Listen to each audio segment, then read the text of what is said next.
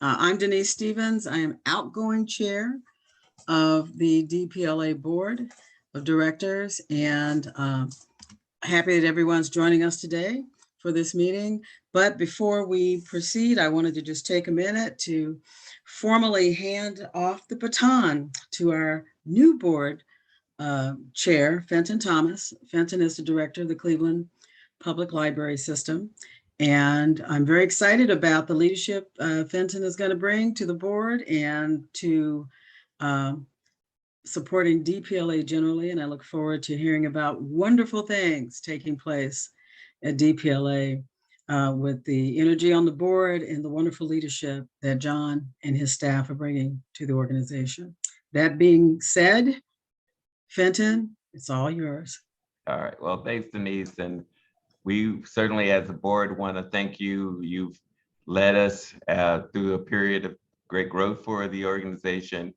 I know that a lot of work has been done by John and his staff, but a lot of work has had to be done by the board as well. And you've led us in that work. And we have a great team of board members that are here, many of who've come on during your leadership. So I know on behalf of all the board, we want to thank you for all your efforts to get us to this point. And great luck on your future as you move forward. We just hope the best for you. Thank you. Same here for you guys. And like I say, I assume great things are going to happen, and I will be checking in. All right, we'll do that. Please do. All righty. And my first official thing as the chair, I get to let go of John Bracken, and we move on with the new leader of this organization. Now I turn it over to John Bracken to tell us and give us an update on where we're going here, John, please.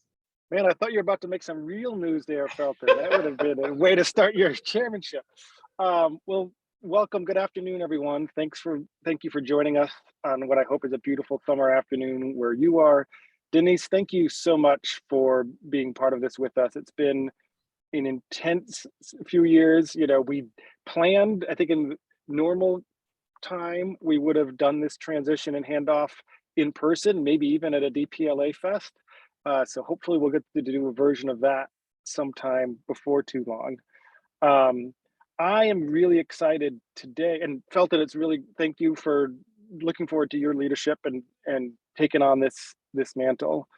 In thinking about the update today, we really thought it was important to just focus in as we start our new fiscal year, to give you an update on everything that we've been up to at the DPLA level. And you know, I think this is reflective of conversations I've been having with many of you and other folks in the field, which is, you know, as we experience the series of events from Uvalde to the Highland Park shootings, to the killing of Jalen Walker in Akron, to experiencing the restrictions that of our rights from the judicial branch, and conversations with folks, I myself, and I think a lot of folks often can find it hard to feel optimistic and excited about the possibilities of our nation and our democracy. And one of the things is we shared a version of this update at ALA last month, at the ALA annual conference. It struck me is that, you know, one way I feel optimistic is the work we do collaboratively, collectively on a day-to-day basis. You know, we're in a very privileged position to have a mission to expand access to knowledge for all, and that responsibility feels even more acute today than it did a month ago, or 6 months ago, or 6 years ago. You know, we do that work by the activities you're going to be hearing from today, including making more content available in the world's largest reference material in Wikipedia, living up to our commitments to advance racial justice, and working to ensure that our institutions live up to their full promise. You know, and that these institutions that we have are so radical in nature, right? If libraries did not exist previously, they probably would not be allowed to come into creation today. And I think a big part of our mission and big sky thinking is as we try to build and ensure that we're building a true democracy that is multiracial, that is equitable, that is responsive to 21st century opportunities and needs, it's vital that our institutions be part of that conversation and be part of those processes. And that work that you're going to hear about today from Shaneé and Micah in particular, that gives me hope. And that's what helps me get up in the morning, despite, the onslaught of what often feels like really negative and pessimistic news about the state of our nation. I think, despite that larger context, I'm really excited about this moment in time for our work. You may have seen over the last few weeks, we've started a process of rolling out $1.5 million in new funding for our work. The core of that is a digital equity fund that you'll be hearing more about from Shaneé, to which we're very thankful to the Mellon Foundation for a grant to support that work focused on advancing racial justice in American archives and working through and expanding our network. It builds off work that you've heard from us before that we started in 2019, the Black Women's Suffrage Digital Collection. You'll hear from Micah about our ebooks work.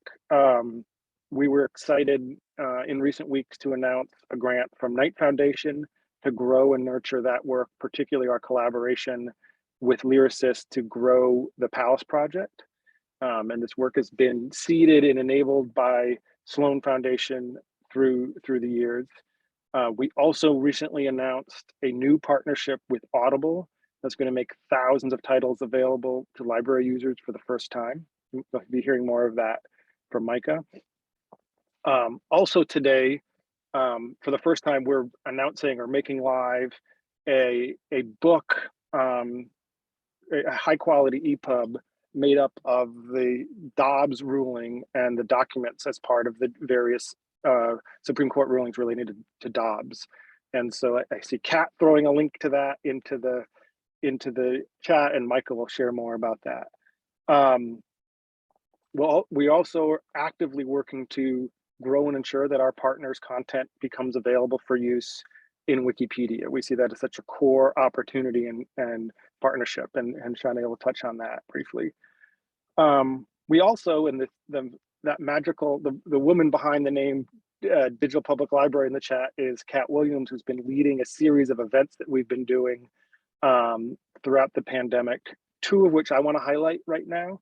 One is a collaboration with COSLA and Readers First that we've called Collaborating for Access. It's been focused on demonstrating to our community introductions to innovation in ebook space. And we've done, I think, 2 or 3 of those conversations so far with Michael Blackwell and Readers First and COSLA, which is the National Association of State Libraries. And we're excited to grow that again in the fall. We've also kicked off a series that we call DPLA Book Talks. And right now we're early in a collaboration with MIT Press that some of you have seen, where we're featuring some of their titles and some of their authors. The second, I think, in the series of conversations we're doing with MIT Press is happening this week. DPLA board alum Jennifer Lee, whom I see in the chat, is kind enough to host and facilitate a conversation around inclusion on purpose, an intersectional approach to creating a culture of belonging by Ruchika Tulshian. And that's this week, that's this Wednesday. So these are events that we've been trying to stay up to keep this level of community and take advantage of the fact that we've so many of us have adapted to community virtually, while also knowing that, we're looking forward to getting back in person before long. Shaneé and Micah will have deeper updates on this work and more. We'll pause for questions in between that. I'm so appreciative of all of you as I look through the names, many of which I know, some of which I don't, who are here. Many of you are some of our core partners, so thank you for doing that with us. And now I get to introduce DPLA's Director of Community Engagement, Shaneé Yvette Willis. Shaneé, it's the first time I get to introduce her at a meeting like this as Shaneé Willis, because I can't do this much longer, but I get to celebrate her newlywed status. I don't know what the what the statute of limitations is, but I'm going to keep celebrating Shaneé's life change every opportunity I get until she tells me to stop, which she hasn't yet. So I'm excited to hand the mic over to you. Shaneé, you're up. Thank you, John. I remain optimistic as Director of Community Engagement about building and promoting inclusive collections with our member network of 4,000 plus libraries, museums, and archives. And all of our projects and partnerships for 2022 and beyond continue to be designed in collaboration with the member network. With our years of experience together, working to solve shared problems in the digital space, as Felton said, DPLA staff, network advisory councils, and working groups are developing strategies and programs to optimize connection by really lasering in on how we serve and who we serve. And this work is stirred by approval of the DPLA Network Council Statement on Inclusion, Diversity, Equity, Access, and Social Justice, which you all also probably know as IDEAs. And this statement frames our collective commitment to diversifying materials and members. And the DPLA network is designing for new connections in 2022. In February 2021, we welcomed the Internet Archive's Community Webs program as a DPLA member and content hub.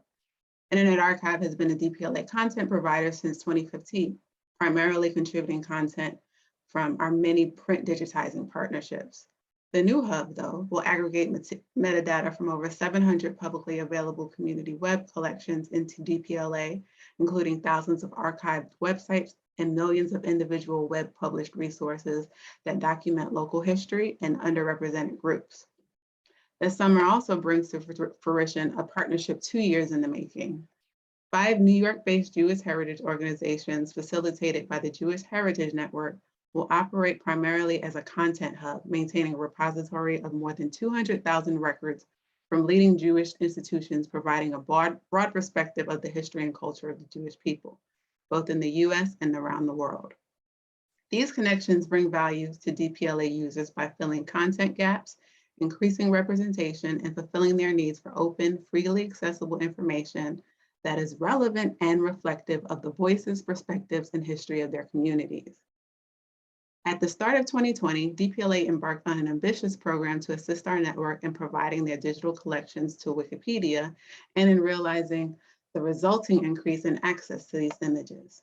Since that time, we've added over 2.5 million files to Wikimedia Commons, with over 200 million pieces of metadata from over 1 million items, and these have already received over 100 million page views. This record-breaking contribution of media files to the Commons will have the most impact when images are put in new context on Wikipedia and accessed by a large global audience. To make images more discoverable in Wikimedia Commons search, DPLA will undertake a series of pilot projects with contributing institutions in the Wikimedia community. And this work will be led by DPLA Data Fellow Dominic Bird McDevitt. First, DPLA will develop a path for contributors to share more of their descriptive metadata with DPLA and Wikimedia that could be reconciled with Wikidata data entities. This will allow for more items to appear in search results on the Commons. To address visibility for records that have irreconcilable descriptive metadata, we'll develop a tool for suggesting depict statements based on metadata subjects, which will also improve search in Commons. Finally, we will create process documentation and conduct outreach to other national scale aggregation projects to share DPLA successes and learnings and to advocate for more contributions to the Commons globally. The future of the Wikimedia program also includes a new working group, which subscribers to our All Hubs list will have seen in the past 2 weeks. DPLA's Outreach and Assessment Working Group is focused on fostering deeper connections to specific audiences of potential DPLA users, specifically genealogists. The group hosted 2 webinars featuring Allison Ryle, who is the genealogy specialist for the Orange County Library System, who provided several case studies using DPLA resources and highlighting how to navigate the collection. Educators and students competing in regional and National History Day contests are another audience the group plans to work with. The upcoming July 21st Network Council meeting agenda includes a discussion about developing a model for network hubs using DPLA Local to curate exhibitions for users of their resources. For the past 10 or so months, the Metadata Working Group has been revising the metadata quality guidelines, which are best practices for creating shareable metadata for the DPLA aggregation. The guidelines can be found on the metadata application profile page on DPLA Pro, along with the recording of the meetup discussing the group's process and recommendations. The Right Statements Working Group is exploring how aggregators like DPLA can better display and distinguish Indigenous intellectual property in support of Indigenous data sovereignty. In partnership with local contacts, they're investigating ways to integrate the traditional knowledge labels or create an Indigenous intellectual property statement. The group is also gauging interest in a pilot and seeking insight from partners who currently steward Indigenous materials.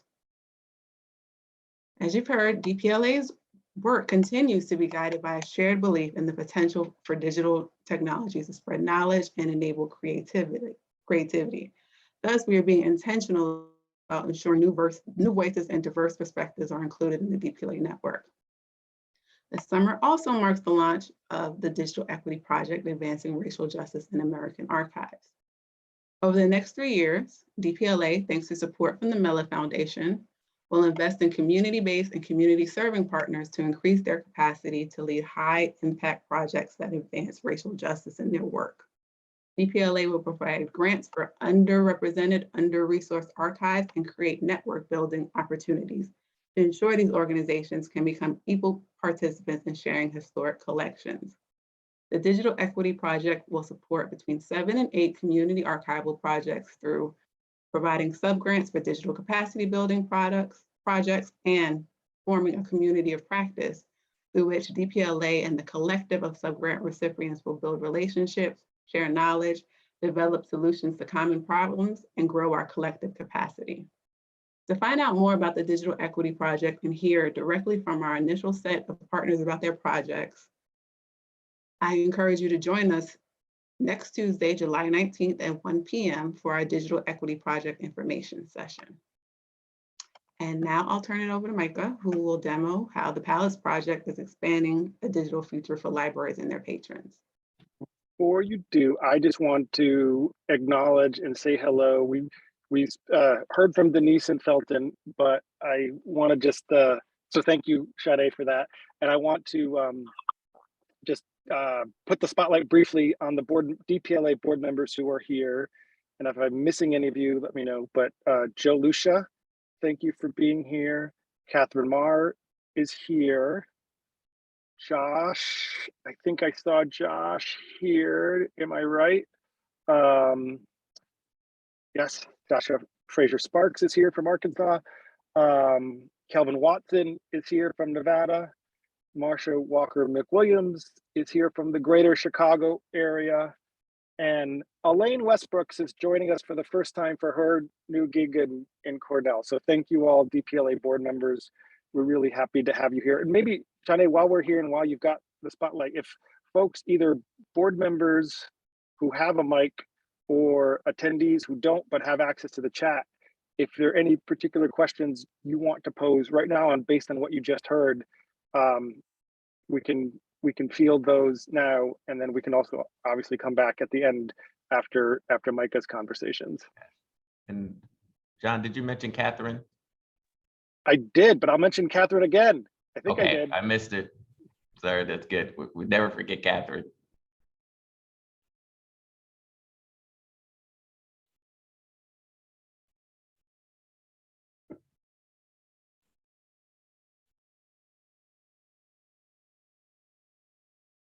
All right, so All right, time for Micah. We pause for the standard 30 seconds. So if without further ado, then unless anyone wants to raise their hand, I will pass the camera over to Micah. Thank you, John and everyone. So I'm gonna try to give 2 demos related to DPLA's ebook work. So bear with me in my post-COVID fatigue voice. I had COVID last week, unfortunately. So that's my excuse in advance if I stumble, is the COVID fog. But I wanted to begin by showing you the Palace Marketplace, which I've just shared my screen. This is the nation's only nonprofit-driven distributor of ebooks. So we make ebooks available to libraries all over the country through this nonprofit-based platform.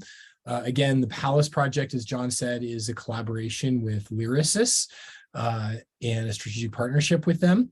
So here on the landing page of the Palace Marketplace, you see selections of ebooks, including seasonal picks and promotions from publishers that are offering special deals. If I click to this tab, this is the full catalog. You can see that we now have over 1 million titles in the Palace Marketplace, which was a very exciting milestone. I'll note that this started we launched, kind of set this up at the very end of 2017 with 100,000 books. So we've grown it by 10x in that time period. We're proud that we now have really all the major publishers, trade publishers at least, that a public library would be likely to want to acquire books from. So we have all the big 5 publishers and over 1,000 other imprints available in the Palace Marketplace. One of the main goals, the main goal for DPLA in this work is to help libraries maximize access. That's our guiding North Star. And we believe that libraries can offer better access if they can do so through a library-controlled platform. And one of the ways that we try to help libraries offer better access than they would otherwise be able to do is by negotiating with publishers to bring the best possible terms forward for libraries. So that's included a lot of different innovations, some around less restrictions on sharing amongst consortia and across states, stronger privacy protections for libraries. But one of the most important ways that we do this work is by seeking licensing terms that benefit libraries. So this book shows the 3 licensing terms that are our preferred models. One is the kind of traditional, the first ebook licensing model that was offered, which is kind of mimicking print. It's one at a time perpetually. This second model is one that we minted. It allows the library 40 lens and they can use up to 10 of those simultaneously. So this is sort of a hybrid where from the publisher's perspective, the book does have a limit. Once you've lent it 40 times, it's going to expire. The library will have to rebuy it. But from the library's perspective, it allows for more circulation of a book without buying dozens of copies of the same title necessarily. So that's been extremely popular and a good value for libraries. And this last one we invented, kind of with Independent Publishers Group in mind, which is a large distributor of smaller independent presses that we work with. We wanted libraries to be able to kind of take a chance on a smaller book that may not yet be super popular. So this allows libraries 5 lens simultaneously. The price per lend is a little higher, usually about double the larger license, but the overall price is really attractive. So note this price is $1.50 for those 5 lens. So compared to a lot of the other distribution models, a really attractive price for libraries. So these aren't the only models we support. We support a really wide variety, bundles of lens, time-based models based on what the publisher is willing to do. Ultimately, we can't obviously force publishers to do anything. We encourage them. And we found that dozens and dozens of publishers are excited about making their offering attractive to libraries and see the opportunity to work with libraries as kind of a win-win to grow readership. So this page, which I won't make you dizzy scrolling through all of, includes all different imprints with whom we have special deals, including multiple library options. So you'll see here lots of the Amazon imprints. Amazon is not available to libraries through any other distribution, but also major publishers like Arcadia, Workman, Abrams, and Blackstone that have all agreed to offer multiple options to all their libraries through the marketplace. So I'm just going to show you one of the Amazon titles here. Amazon is offering 4 options, which is really great. I mean, it's one of the things we've heard from libraries is give us some choice in how we license books. So Amazon would not go for the unlimited one at a time, but they did offer these 4. They offered 2 of our 3 preferred models, the 40, 10 at a time and the 5 at a time. And they also decided to offer a 2-year license model. So that's one at a time for 2 years, which has now become the most common amongst the big 5. And then this HarperCollins 26 lens one at a time, all at different price points. And part of the value proposition to Amazon and now Audible, who has the same licensing models available, has been that we will help them sort of experiment with library licensing and be a way for them to enter that market. So I was just scrolling up to show you the Audible books, which I might have scrolled by, but we're the first distributor to offer Audible titles to libraries as well, which is obviously very exciting, not otherwise available to libraries, and lots of really popular books here also available on the same 4 licensing models. So finally, I just want to highlight another aspect of our work, which is very exciting, the Palace Bookshelf, which is our collection of free titles curated by librarians on the DPLA Curation Core team. And these are available to all libraries at $0. They can choose them a la carte here in the marketplace. They can also just take the entire feed and integrate it through the Palace software into their collection. So that's a little bit about the marketplace work. Pretty exciting to be able to work directly with publishers to bring better deals to libraries. And now I want to show you the actual Palace app, which is the user-facing component of the Palace offering, where we, make content available to patrons. So I'm going to try sharing this from my phone in 3 seconds.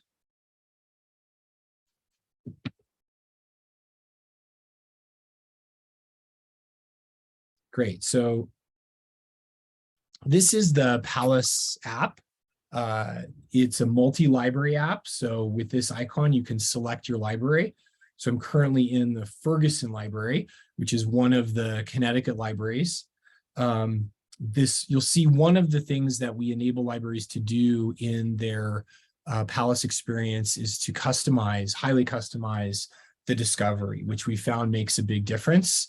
It allows libraries to highlight books they choose to highlight as opposed to just the most popular books. So this top swim lane, as we call it, these digital shelves are Connecticut statewide reads.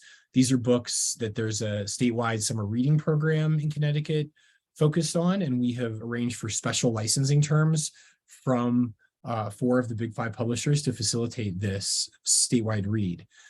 In every bib record, every bibliographic record, there's also here at the bottom recommendations from novelists for similar books. And you can see here at the top, you can browse all, or you can easily filter to just ebooks or audiobooks. So I'm going to do a search on the word love and show you the nice mix of books. This is really probably the most important, unique feature of the Palace app, which is that it allows libraries to bring together books from lots of different sources.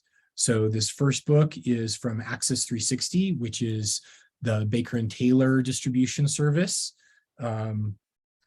This next book is also from Access 360. Let's see, got different results here. So this next book is an Overdrive book. You see that on the distributed by. And then if we scroll down, there's a number of books here from the DPLA Palace Marketplace as well. So here is a Palace Marketplace ebook. So there we've just looked at books distributed by 3 different distribution platforms. And, for the first time ever, the user doesn't need to know where those books are coming from. And right alongside that, here's a book coming from the Open Textbook Library, which is part of the DPLA curated Palace Bookshelf. So a book that was free to the library, and previous to this offering, those books were often siloed on a part of the website that users had a hard time finding. And now they can all be brought together alongside the commercially licensed books in one discovery environment. So that's in many ways sort of the most important aspect of the app and the experience, is that it brings together content from all of those sources. In addition, libraries can easily toggle between different libraries they're part of without leaving. So Ferguson Library, you could switch to St. Mary's, which is another Connecticut library, this is an exciting collection because one of their personalized swim lanes, this local interest swim lane, highlights books that DPLA turned into ebooks for them. So St. Mary's County Library System had the rights to these books. This one is particularly exciting. In Relentless Pursuit of Education is a book about the desegregation of Maryland schools. So you can get these books for free. They're available to all Palace libraries. So when I try to log in, I don't have a library card right now for this library. So I'll switch to one that I do have a library card. This is one of our demo libraries. And I can pick any book. I'm going to do not an audiobook because it'll be a little quicker, and borrow this book. So this is a book coming from, so this is actually a free book coming from the Palace Marketplace. So I'll borrow a licensed book, and it's requesting the book. This is a book coming from Biblioteca. And now we can read the book. So it's that easy, just 2 clicks and you're in the book. I right now have actually the dyslexic font enabled, which is a font that has weighted text at the bottom to be easier to read for folks with, with dyslexia. There's the regular font. You can switch between different views on the screen and different font sizes, as well as view the chapters in the book. So, pretty standard reading functionality designed to be really easy to use, and to give libraries maximum control of their reading experience. So I am going to stop that screen share now, and just mention a couple of other exciting updates related to DPLA's ebook work that go, these are all things that we see as very much complementary to the Palace project, but in some cases go a bit beyond it. First, I'd just like to reiterate John's thanks to some of our major supporters. This work kicked off because of support from the Sloan Foundation, who really made it possible for DPLA to get into ebooks, and has been a huge supporter ever since, including some really interesting side projects I'll mention. And now the Knight Foundation has allowed us to really take it to the next level with Palace. So we're definitely sort of the biggest, fastest, strongest version of this library-driven ebook work that's ever existed in the US. So thanks to both of them. We just a few weeks ago were at the American Library Association conference, where we did some really good engagement with Palace stakeholders.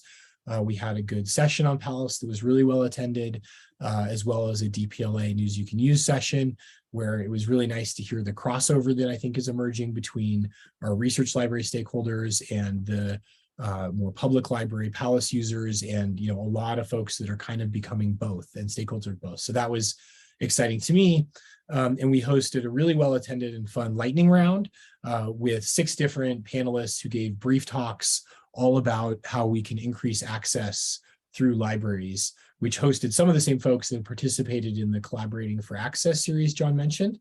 So, we're really excited about that collaboration with Readers First, which is an advocacy group that's really fought for almost a decade now for increased access to ebooks through libraries. And COSLA, we found the state librarians to be really important connectors and innovators really in driving better ebook access statewide. So some of those past Collaborating for Access talks were on things like book banning, on creating more inclusive ebooks around accessibility issues for folks with text disabilities. And we had a publisher discussion about licensing models. So we hope to have more of those continuing in the fall. As John mentioned, we are continuing our sort of experimental publishing work.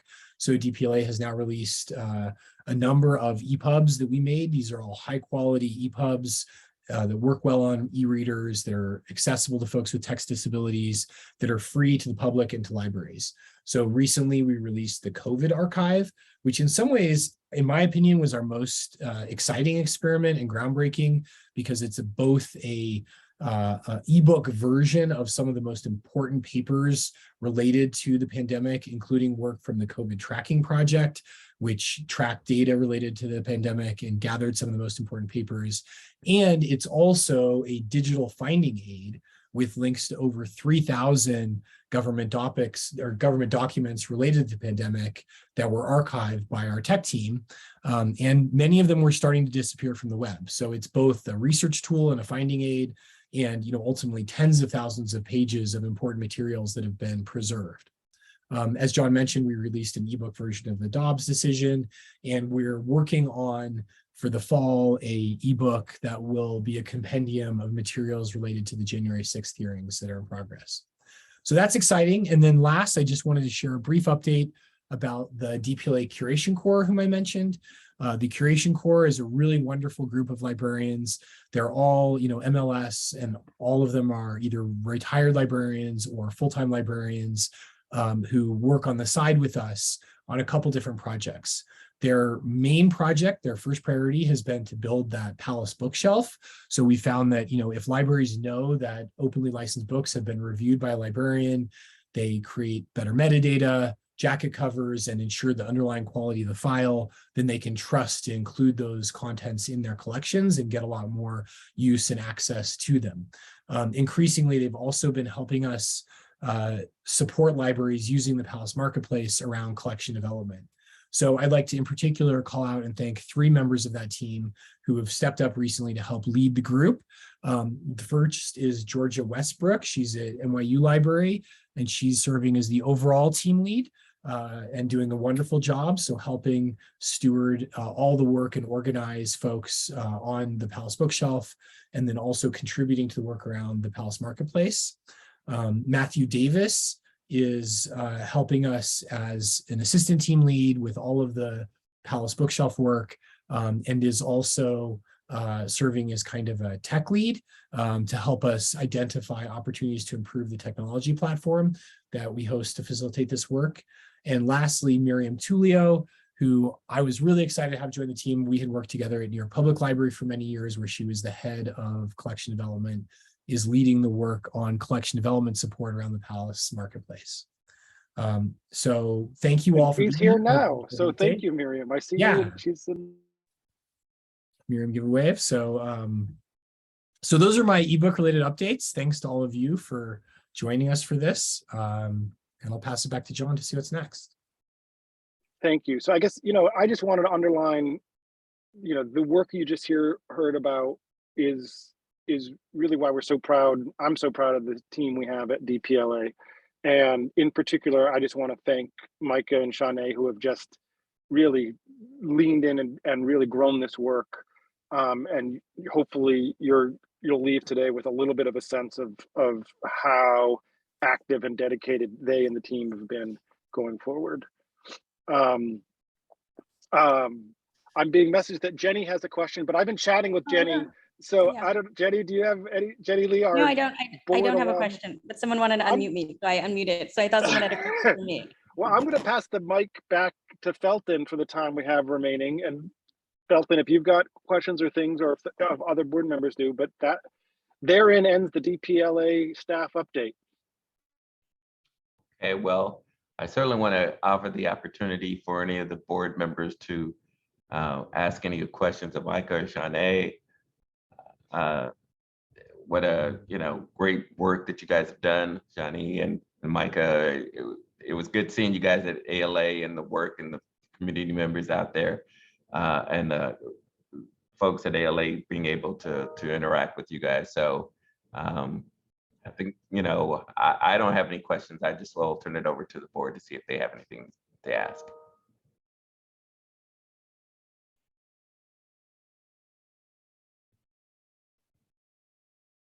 See, you guys are so good.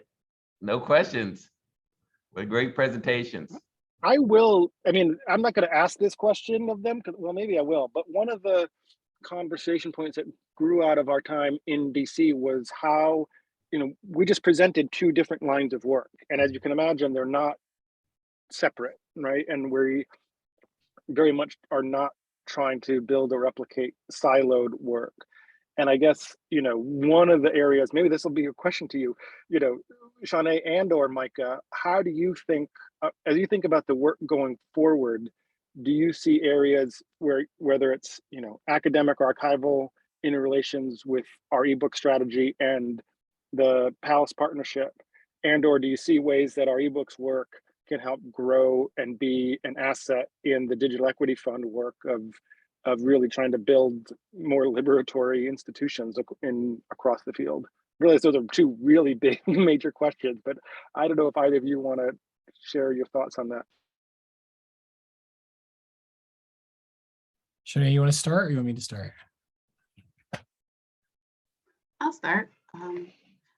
What I'm excited about with the Digital Equity Project is that our definition of what success is and, you know, what products are created as a result of the partnerships, whether it's making newly digitized collections available on DP.LA, although that's not a requirement, I think being able to convene these groups who are talking to us about their digital capacity needs, we might discover that there are opportunities to provide like the Palace app to some of their patrons. I think that in designing the project where partners will be able to tell us what their needs are, we might discover that there are programs under the eBooks wheelhouse that might appeal to them, and that we can provide service as any other library would, and that the eBooks work and the cultural heritage work and reference, all of those parts are under the umbrella of how you would define a library, and we're no different.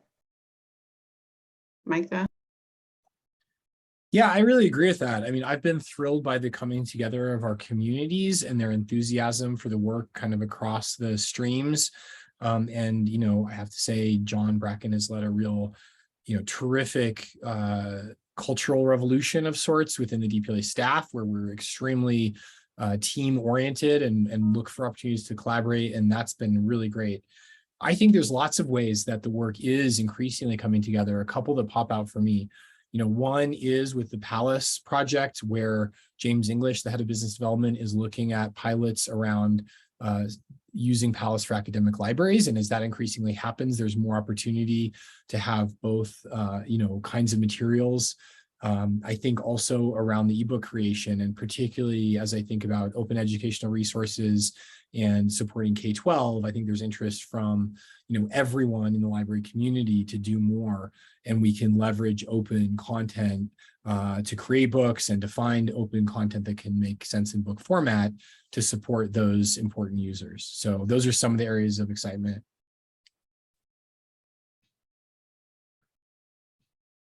Okay. Well, thank you both. Thank you, John. This is going to end the open session. For all our board, we're going to move to our link to go to the closed session of this board meeting. So goodbye, everybody. You should have a link that you're able to join us with, and we'll see you in a little bit. Thank you all. Thank you, everyone. Thank you, Micah and Shaneé. Appreciate Thank it. you, everyone. Yeah, thank you, Thank you, guys. Felton. Thank you, Denise. Thanks, Kat, for all the links that she threw in there. That was great. All right, thanks.